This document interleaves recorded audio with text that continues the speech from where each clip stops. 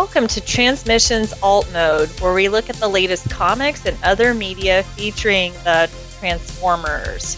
In this episode, Skybound starts a new story arc with a new artist in Transformers number 7, and we've also got a little bit of media news. Today is Friday, April 12th, 2024, and this is episode 385 of TransMissions Alt Mode.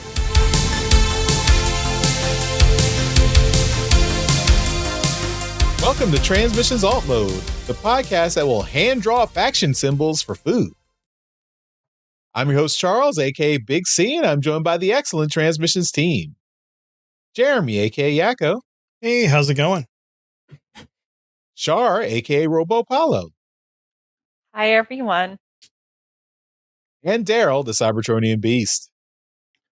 I'll leave it to Charles to give some hints on my upcoming rant. Let's talk Transformers. It's a tease. It's just a tease. Spoiler.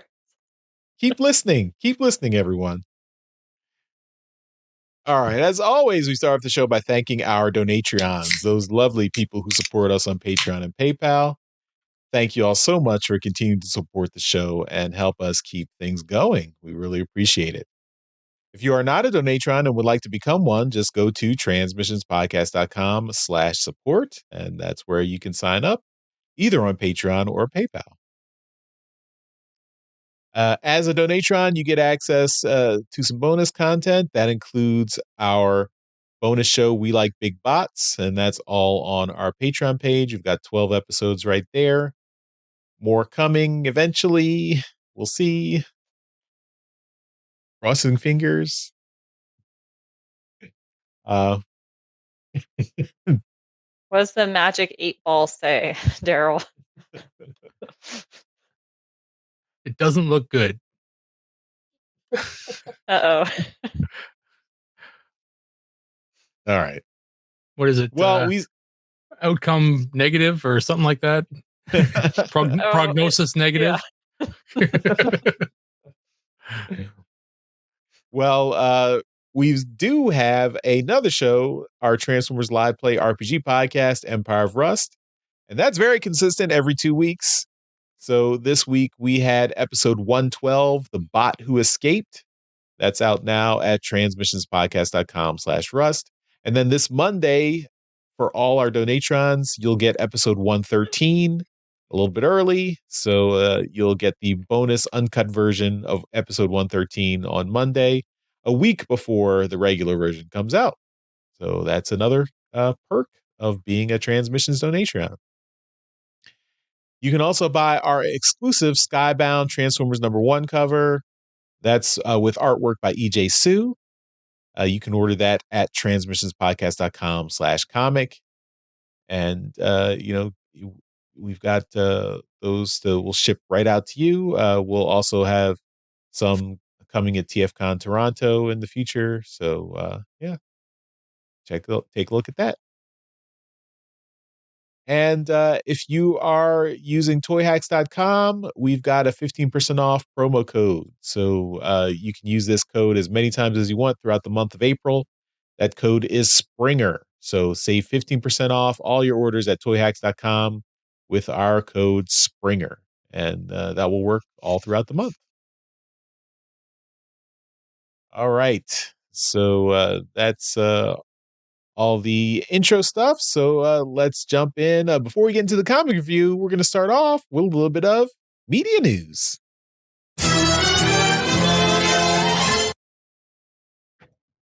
All right. And first up in media news, hey, welcome back to media news, everybody. This has been a while. We should have about 4,000 topics to discuss, but I only see 4.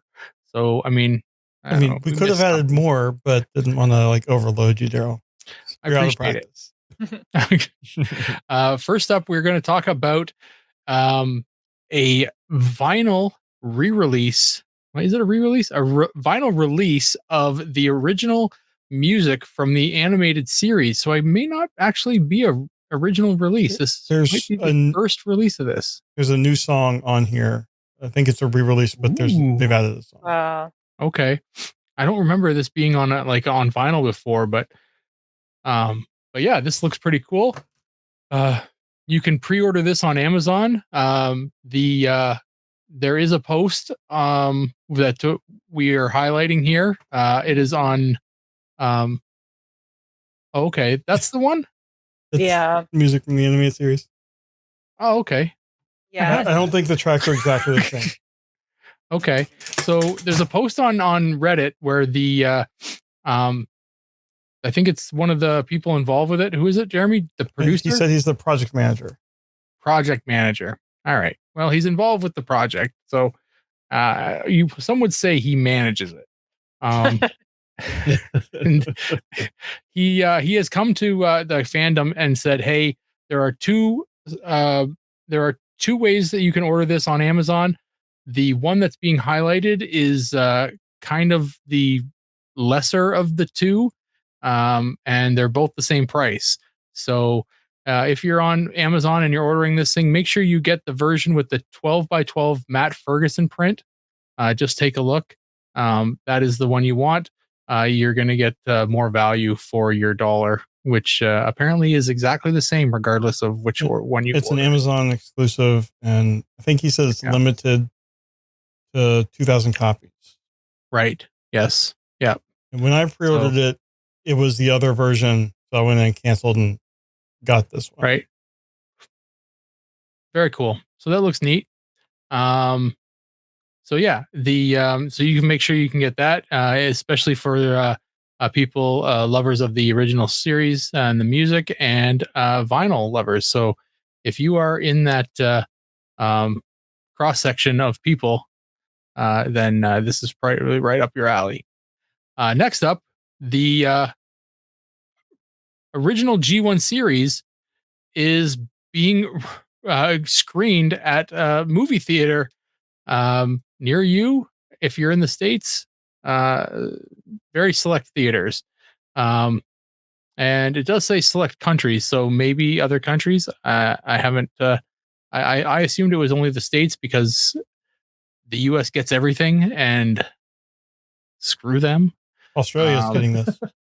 Oh yes, Australia. Right, great. Okay. Very convenient for you, right, Daryl? Yeah. Yes, extremely convenient for me.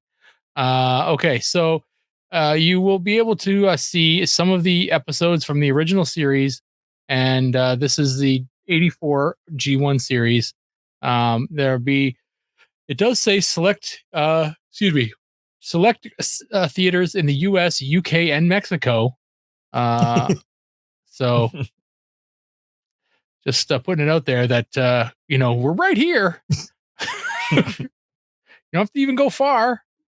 And then like I said, Australia is confirmed as well. And these are going to be streamed on May 15th, May 18th, and 19th. So it'll be really cool. You'll be able to see some behind the scenes stuff. It's looking really cool. You can get your tickets at Transformers 40th Cinema Event.com. And that's today, 2 days ago, April the 10th.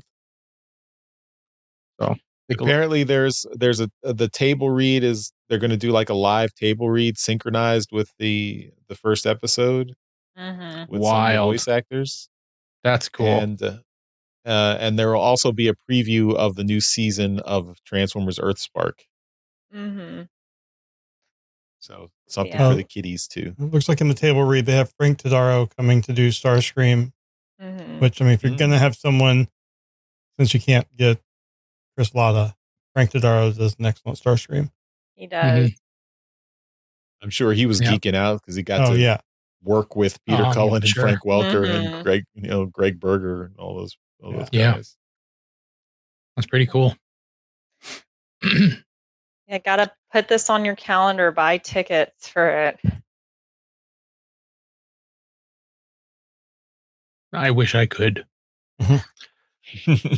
Up next, it's there's a studio interview with Rise of the Beast composer Jean-Nic Bontemps, and with 3 unreleased tracks. So you can take a look and listen to that. We got the opportunity to interview him as well. So you can take a rewatch to that. Yeah, that was last year around this time. Yeah.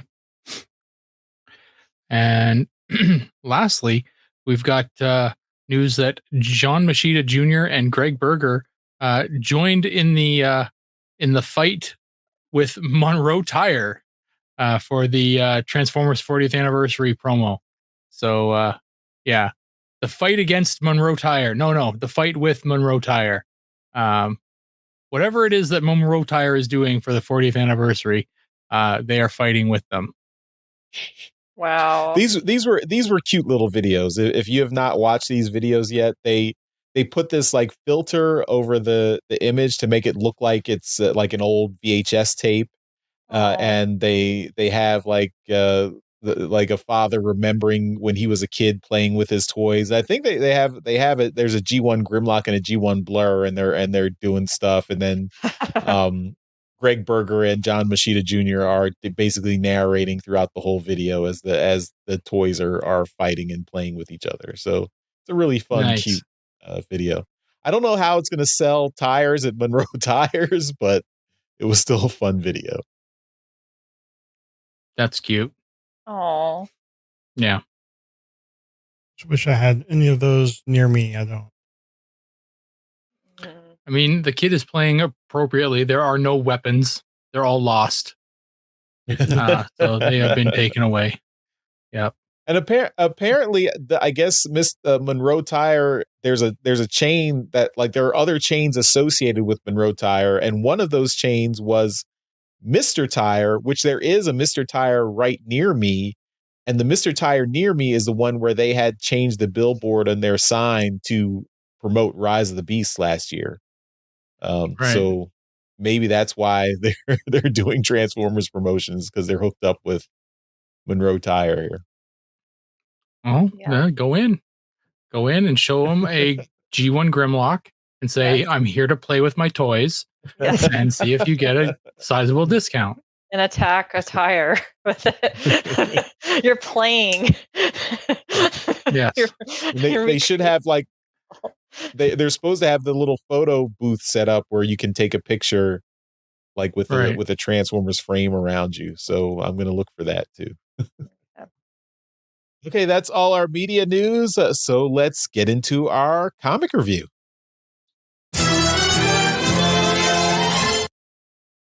All right.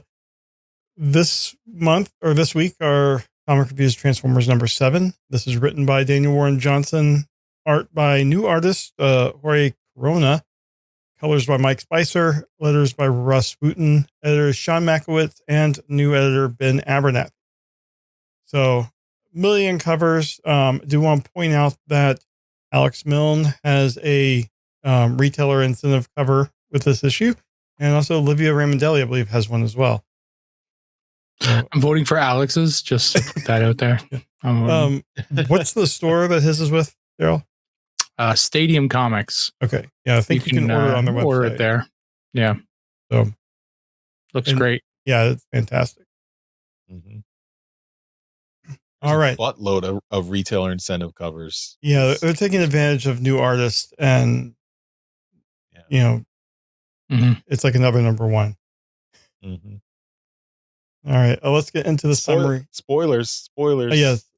Well, all of our comic reviews are spoiler, but yeah, if you haven't noticed by the title or anything, spoiler, full spoiler review here. So let's get into the summary here. A battle rages on Cybertron. The Autobots Warpath, Huffer, Cup, and Elita 1 are outnumbered, but continue to try to complete their mission of getting into a secured building. There's a wide open area that they have to cross to get there, and despite his shields being down to 7%, Huffer takes the rear to try and protect them.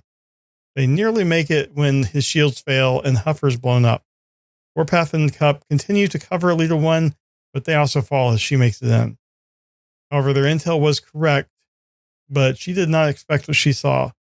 In the building, she sees Ultra Magnus nearly disassembled in a large room. On Earth, the USS Henry Harrison aircraft carrier is sailing in the Pacific Ocean when it's ordered to head back towards Washington State. He's told about some giant robots and is off to hunt them. In the volcano that the Decepticons are taking refuge in, Soundwave has called a meeting. Starscream demands to know what's going on, and Soundwave declares that their leadership needs to change. Starscream has led them to a defeat by barely functioning Autobots and humans. So Soundwave has challenged Starscream for leadership, and while Starscream tries to convince the other Decepticons that he's lying. However, Thundercracker says that he's been challenged and this is their way. So Soundwave blasts Starscream in the shoulder and follows up with a punch to the face.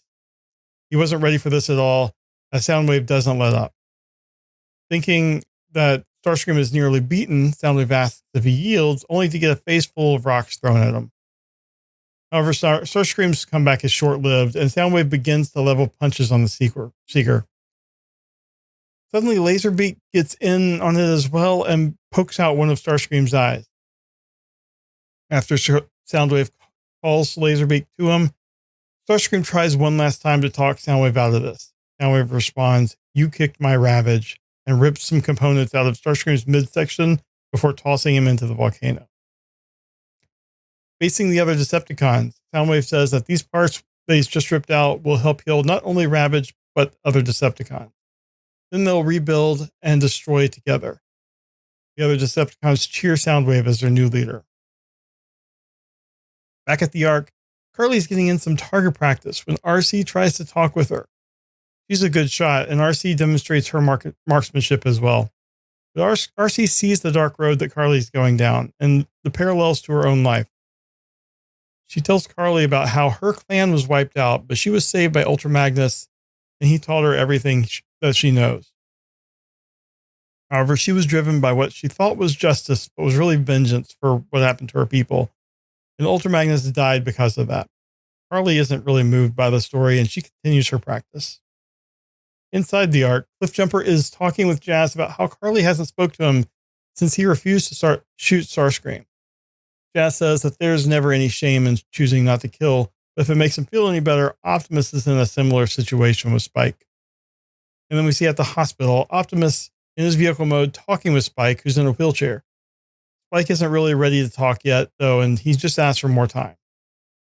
And then as Ratchet and Optimus return back to the Ark, Optimus gets some flashes in his mind of Spike as a baby, but he's being held by Optimus's hand. This causes him to lose control, and he runs off the road and hits a tree. Confused at what happened, Ratchet helps Optimus back to the Ark. Elsewhere in the Ark, Wheeljack is slowly rebuilding the Autobot. It would be going faster, but he accidentally reactivated Skywarp's neural context, and Skywarp is locking Wheeljack out of the required systems. Optimus comes in and asks Wheeljack to work faster if he can. They currently have an advantage over the Decepticons, but it won't last long. Wheeljack says that they'll need something to help find them and something that can fly. And Optimus has a plan for that as he looks into a room of deactivated Autobots and sees Jetfire. Then he says Soundwave that they're coming for him. To be continued. So I thought this was a really strong issue. After being a little bit disappointed with how issue 6 ended, I was happy with the start we were getting here. Lots of action on the Decepticon side. And I really liked getting a taste of what's happening on Cybertron. I think that's been missing. I mean, the first 6 issues are really largely set up for this whole universe. So I like that it started with Cybertron. We kind of see what's going on there. I like seeing Elita 1 kind of leading a team, even though the team mostly got killed. The body count in this series is just insane. But they're Transformers, so hopefully they'll be able to be rebuilt. I thought the art was largely good. Didn't really seem that different from the feel I was getting from Daniel Warren Johnson's art. I mean, it's clearly different, but the same feeling was there. I know Daryl has some complaints. I won't step on his complaints. I'll let him get there, but I was overall really happy. The colors consistently were good. That, hasn't changed. we'll say Spike looked a little bit off in the panel with him in a wheelchair. And then the last panel had a lens flare on Optimus' eye that just, it did not really look that good to me. But other than that, I was pretty happy. So overall, I really enjoyed the issue, especially the Decepticon stuff. Although also in the writing, I was wondering, how does Optimus know to say Soundwave, I'm coming for you? He doesn't know that Soundwave has taken leadership. That kind of bugged me a little bit, but anyway, that's it. I mean, it was a good issue otherwise. So, Daryl, let's start with you. Since we know that you have some issues. What were your thoughts on the book? So overall I like the book. It's a decent story. It's kind of the calm after the storm, right? So they've had a fight and they're kind of licking their wounds. The Decepticons are reevaluating, right? That's a polite way of putting it. This issue for me was a real test to see how the new art style was going to take over for Daniel Warren Johnson. And largely, I agree with you. It was quite good. The Daniel Warren Johnson's art during battle sequences was quite dynamic. And that first sequence with the Lita One and her squad was done quite well. And really, it wasn't that jarring at all, except for one specific thing that really bugs me all the time it's done. And it's been done here. It's been done on the IDW stuff. And it's the fact that it's not easy to do. So I understand why it's done, but it just drives me nuts. And that is when artists use stamps for the insignias. People who have listened to this podcast for a long time know that I have complained about this for a very long time, right? This is a thing that has gone on in IDW, and now here we are with the second person on art duties for Transformers in on the main title, and we're already getting stamps. It's lazy. I'm going to say it. It's just lazy. The insignias are very difficult to draw. I will agree with that.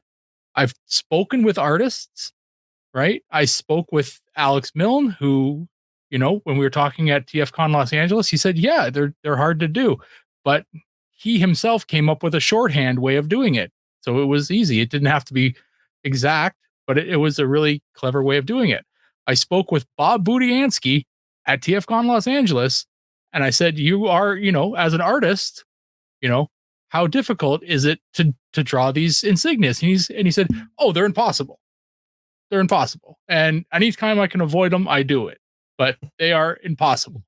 Right. And I said, yeah, okay.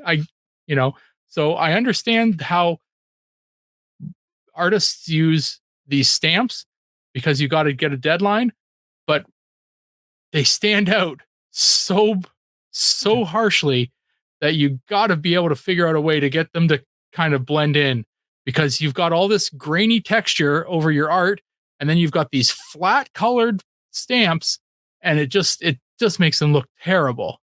And sometimes you're not getting the angle right, and it's just, they're not centered or something like that, and it just looks bad. So please figure out a way to get these insignias to work, because it's just doing my brain cannot handle these insignias, especially this early on in the series. Other than that, I loved it. The book was great. But the insignias are going to drive me fucking mental. So we got to get a handle on this, guys.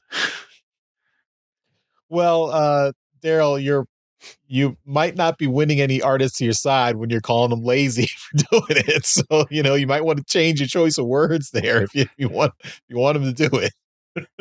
You went on to list all the reasons why it's difficult for them to do it, and then you still called them lazy. So I'm saying I understand why it's lazy, but you also had previously had Daniel Warren Johnson doing writing and art, and he still drew them. He had a year head start, though. It could also be, if they're not comfortable doing it yet, kind of Hasbro's like, you have to have the insignia, so you're going to, use the stamp. But hopefully he does get more comfortable with them, because, and I really enjoy like what Alex Milne did. Kind of the insignia were kind of expressive throughout what's happening to the characters, and we know that's not really, if they were like it was on screen, that's not how it would have been. But I think in comics that works really well and kind of adds to the scene. All right. Char, what was your thought on the book? I know you're probably affected because, your favorite character doesn't really have the best experience in the book. Yeah. No, I mean, I liked it overall. I overall liked the art. I do agree with Daryl. I mean, I'm an artist, so I will say this. Like, I do think if you are using a stamp, at least like change it a little bit so it's more integrated into the artwork. And it looks like they did this on the panel a little bit with Optimus Prime standing like on the last page. Like it looks like they tried to like add textures to it. So that's great. It's like at least do that, like change it up a little bit so it doesn't look so obvious and it does match the style more. No, I liked this artwork. It was very expressive. Um, I agree. I really liked seeing the Cybertron stuff. I liked seeing Alita One, leading a team and um, that whole scene. It was really interesting seeing the Decepticons, kind of shake out, the leadership, and they kept that going, from the original canon material where it's like you can challenge leadership, and I thought that was really cool to see that. Yeah, it looks like Starscream. I don't know if I think they mentioned sparks in this. And correct me if I'm wrong. So I'm wondering if what Soundwave ripped out of Starscream was his spark chamber. It was hard for me to tell. It looked like some sort of engine. Um and I know we saw him fall into a volcano, but we didn't see him die. So we'll see what happens. But also this series has not really cared about who it kills off. And, so that might be the end of him, and, um, and the art was, I think stylistically overall the same. It's very gruesome, like with Laserbeak gouging out Starscream's eyeball. I was like, oh, like kind of cringed at that. But no, I really enjoyed it, and, I liked seeing that Skywarp, like, is still like, has his personality still, even, because it was kind of really sad what happened to him, and that was some comedic relief in a way when we were on the Ark with Wheeljack and whatnot, so, um, no, and, I know when we reviewed the last issue, Daryl, you'd brought up a point like about Spike's dad, like walking into the spark. Well, we're seeing now the results of that, which is, he has his memories, you know?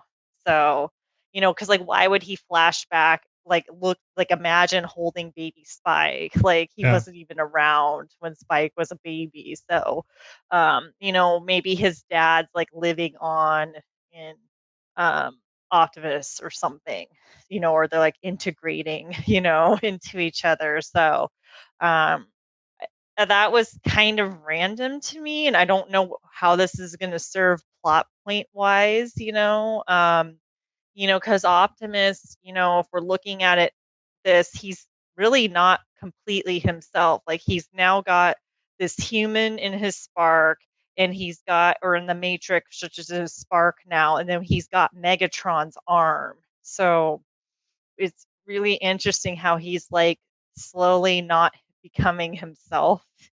So I don't know if that's going to tie into the plot later on. Otherwise I don't know why they would be doing these things. So, um, yeah, but I'm excited to see where it goes. Um, yeah, and then I think Optimus, the reason why he brought up Soundwave was because he's tried talking to Soundwave about, hey, like let's come to a truce, like because he knew he couldn't negotiate with Starscream. Like he knew Yeah. that. Like Starscream's a lost cause in Optimus's mind, but Soundwave, is logical, and I think Optimus realizes that Soundwave is the only one. Even Soundwave said he cares about the Decepticons. Like in this issue, he's like, we're going to be doing this together. He says together more than once. I think he says it like 4 times or something. So he is really about like helping the Decepticons. So that's my thoughts. Yeah. So, I'd forgotten that he tried to negotiate with Soundwave at the end of the last issue. mhm. That's a great Yeah. point. And I'm pretty sure Starscream isn't gone for sure. I mean, Starscream, out of every character, never seems to stay dead. Yeah, he might come back as a ghost, Yeah. but I mean, So, yeah, but I know when you brought up Charles in the last show, it's like when's Megatron showing up? Like, Yeah. it's like when, like, it's so weird he's not in it yet. if I had to predict, I would think it would be at the end of this arc where you can get like an Mhm. appearance of Megatron and he's going to be the focus of the next arc. Mhm. In my mind, that's how I would do it. But yeah. All right. Charles, what did you think of the book? I think I have the same sentiments as all you guys. I really enjoyed it. The stamps never really bothered me that much, so I mean, I understand Daryl's frustration there. I don't, but I just don't share that frustration, so it's okay for me. But everything else, I thought Jorge Corona's art is really good and really a good match for Daniel Warren Johnson's style and storytelling. So I thought that was well done. The one thing I will say about that his humans do look significantly different from Daniel Warren Johnson's humans. So I could immediately tell with Carly and Spike that the artist has different. They're made different stylistic choices with the humans. Like Carly's eyes are much bigger and more expressive than Daniel Warren Johnson's eyes in the previous arc. Yeah. Um, Jorge Corona's art style for the humans actually reminds me a lot of Priscilla Tramontano from Yeah, I back can in see the that. IDW days. Yeah, which is not a bad thing. I thought Right. her art was great. So, um, yeah, but and the all the bots and cons are rendered lovingly here in this book. I was interested to see that the military is aware of the Transformers, so because we do get, we know that in Duke takes place 6 months later, so I'm wondering like what the military or the government does to cover up all these incidents that people are still not aware of Transformers 6 months from now. I hope that means that the Decepticons are relatively contained and not causing a lot of havoc. Um, One thing that I did not pick up on, so when in your summary, Jeremy, you said that the bot that Erlita One discovered was Ultra Magnus. How could you tell? Because I It, looked at it and I was like, who is that? so when I mean, I could be wrong, but when you look at, okay, I was about to show the thing. I don't think I can show it on here. When you look at the battle scene in RC's flashback with Ultra Magnus there, Mhm. and particularly like the circle in his waist, I think I noticed that. Let me go back to I just thought there was a lot of circles in the kind of destroyed body. Also, the helmet, Mhm. the head kind of resembled Ultra Magnus' helmet.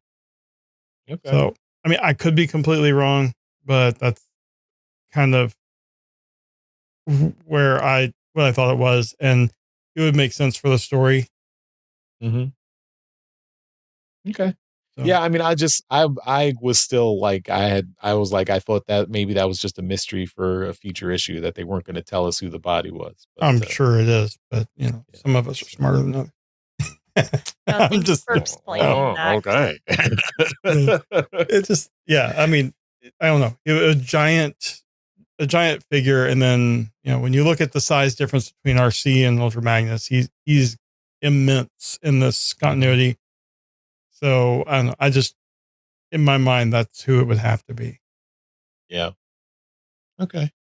The other thing, I mean, I will, like you mentioned it, Jeremy, the body count. I mean, we're killing off featured named Transformer characters left and right here. Like I was thinking, like the first couple of pages, like, okay, you're killing off Huffer. Okay, that's fine. You're killing off Warpath. Okay, yeah, that's fine. You're killing off Cup. You're killing off Cup just in a flashback. Really? Wow. Well, I don't Okay. think that's a flashback. I think that's current day on Cybertron. Oh, okay. All but right. still, Well, yeah, yeah. It's, I mean, yeah, we're going through characters. I mean, we've got hundreds and hundreds of characters to go through for Transformers. So I mean, we're not running out of characters, but no character is sacred in this continuity. Yeah. Killing Cup is killing Cup so quickly after introducing him, like, is a big deal. Killing Starscream after just one story arc is kind of a big deal. So that's kind of surprising. But yeah, I mean, it's comics, so anyone can come back. No one's truly dead except Uncle Ben, right? So, um, all these characters could come back eventually at some point. But, I mean, if you look at like in the panel I referenced at the end where Optimus is looking at that room, and I mentioned Jetfire because you can see him in the foreground of that panel. Right. They bring Jetfire back, who died in the first issue. That kind of tells you that anyone can come back. Yep, that's true. Yeah. So Jetfire was my assumption as well. Mm-hmm. All right. Well, that's our comic review. All right. Yeah. So 4 more weeks. Well, no, actually, Void Rivals will have but here's the thing. I don't know if you guys noticed, Void Rivals is taking a month off, apparently, at least according to the schedule at the end of this book, because it says Void Rivals number 9 is coming May 22nd. Well, the Void Rivals number 8. I'm sorry, that's Transformers number 8. May 8th for that. April 17th for Cover Commander, 24th for Duke, and May 22nd. Wow. So yeah, so we're not getting new Void Rivals for a little while. So Springer, you got to wait for Springer for a long time. So hopefully it's not just a 1-page cameo. Yeah. Sorry, Daryl. We got 2 more weeks of G.I. Joe the next 2 weeks. Business trips. I have business trips. Told you about. I'm away. I'll just put my reviews in now. They suck. Those books suck.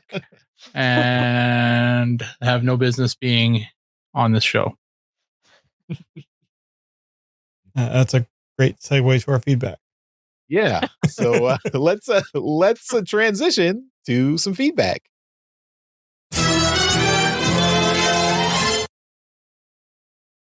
All right. So we've got just one bit of feedback from episode 384, and this is another comment left on YouTube, on the YouTube video for feedback, and this is from the Rev Nation, who has commented before.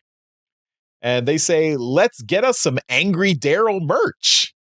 The Energon universe may turn into a gold boon for transmissions just by avoiding Transformers altogether.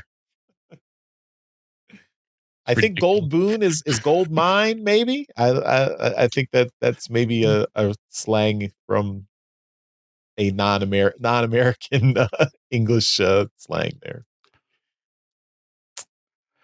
This is crazy. I can't be mad without people being happy about it. Well, we should have like a caricature of you, kind of like the critic cartoon character, just saying it sucks. Yes. The T-shirt. I just want to be mad. People are like, yes. Or like a mug. Feed your anger. It nourishes the fandom. Feel like I'm Thank taking you. crazy pills. Thank you, the Rev Nation, for sending in your comment. Every comment that encourages us to keep reviewing G.I. Joe comics is music to my ears. So keep them coming. Daryl needs the support. You're killing me. All right, well, that takes us to the end of this episode of Transmissions Alt Mode. What did you think of the newest Transformers comics? Send us your feedback. You go to transmissionspodcast.com/feedback. Send a comment on the YouTube videos, all the ways you can send in feedback. Let us know what you thought of this latest comic. And of course, at the end of every episode, we give a shout out to our Masterpiece Donatrons. These are the folks who continue to support the podcast at our highest level on Patreon. And that's why we think they deserve a mention in every episode we do. So thank you once again to John Forex Levengood and Demon Tech 82. We really appreciate your support. And Shar, we appreciate your support as well. Thank you again for hanging out with us this week on Transmissions and Transmissions Alt Mode. And why don't you tell everyone where they can find your stuff online? Okay, great. So, yeah, I'm always happy to be on when I'm available. So, you can find me on the site formerly known as Twitter and Instagram at RoboPaulo. Also on the Transmissions Discord, which is transmissionspodcast.com/Discord. That's a fun community to be on. I only really post my art on Instagram and oh, I almost said Discord, but I do post it there too, but like Twitter, but the Transmissions Discord's really like where I do comment on things more regularly. It's a very positive community, so I highly encourage you to join if you're not part of it. Awesome. And we're not even going to celebrate you getting the URL right anymore because I know. it's so consistent now. Yeah. You're doing it every time, so Thank we don't have to call it out because you're just perfect there. Called it out. Yeah, you did. No, but it's kind of like the big bot thing. It's like it's an ongoing joke. Like there was a joke that I couldn't get it right, and now I am getting it right, so it's good. Yep, awesome. All right, everyone. Thanks again for watching and listening. We'll see you next time. Bye-bye. Bye. Bye. Later. Thank you for listening to this episode of Transmissions. If you'd like to join the conversation, travel to our Discord channel at transmissionspodcast.com/Discord. Want some cool Transmission swag? Feast your eyes on our Transmissions gear at transmissionspodcast.com/shop. If you'd like to support our podcast, go to transmissionspodcast.com/support or tell your friends about our show. We'll see you next time.